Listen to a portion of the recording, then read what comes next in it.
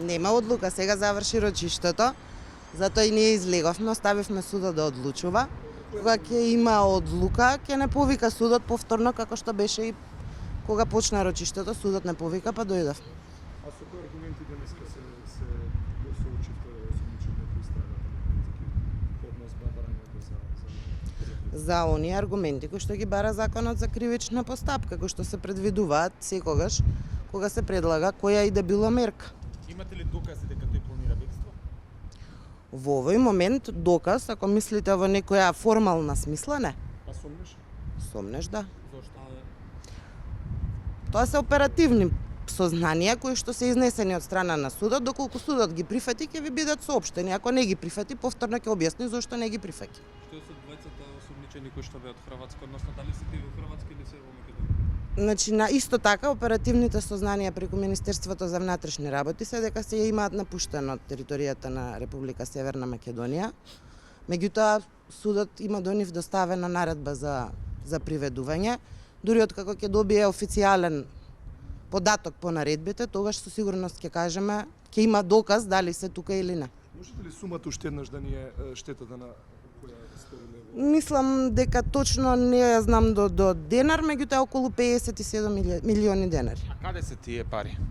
Во овој момент не можеме да кажеме. Значи, сакам да појаснам, истрагата е започната во текот на вчерашниот ден. Сето она што беше обезбедувано како документација е во тек на предистражна постапка која што предходеше неколку месеци предходно. Добро, дали парите се потрошени? Дали тоа може? Не можам да кажам. Не знам. Нити тоа не можеме. Си има управа за финансиско разузнавање која што пробува да го утврди трагот како се движеле парите. Кога ќе имаме некој конкретен доказ, ќе ве информирам. Очекувате ли да го прифати судот барањето за притвор?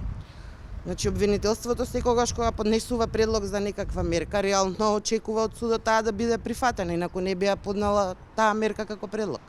Исто така, двајцата кои се велите имате сознание дека не се во Македонија, како ќе ги обезбедите? Со потерници, а исто така ако дознаеме дека се наоѓаат на територија на Хрватска или на друга, соодветните служби ќе си воспостават контакт. Јас лично не. Мислам дека до овој момент не, меѓутоа не можам да кажам во име на обвинителката Вилма која што е шеф на обвинителството дали има остварено контакт. Во судницата дали се учивте факти заедно со господинот Зекири? Имаше ли спротивставување на Значи, он не дава денеска одбрана, само ги произнесува аргументите во поглед на предложената мерка.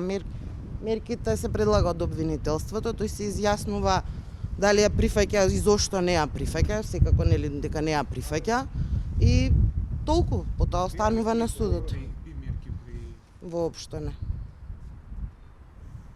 И уште едно прашање, ви кажавте дека практично господинот Зекири треба да заврши има сумнични може да изгледа. Што се случуваше од вчера до денеска, бидејќи вие вчера имате поднесено предлог да се притвора, денес се одредува до денеска или 8 часа? Значи, за тоа мора да се обратите повторно во судот. Ние вчера, мислам дека околу 15 часот или 15:30, предлогот го поднесовме до судот. Од тој момент до денеска не бевме информирани. Во текот на денешниот ден од страна на судот бевме известени дека се испратени наредби за приведување на осомничениот и сега вечерва бевме повикани да дојдеме. Мислите дека има време да влие? Тоа не можам да го кажам. А одлуката кога да ја очекуваме?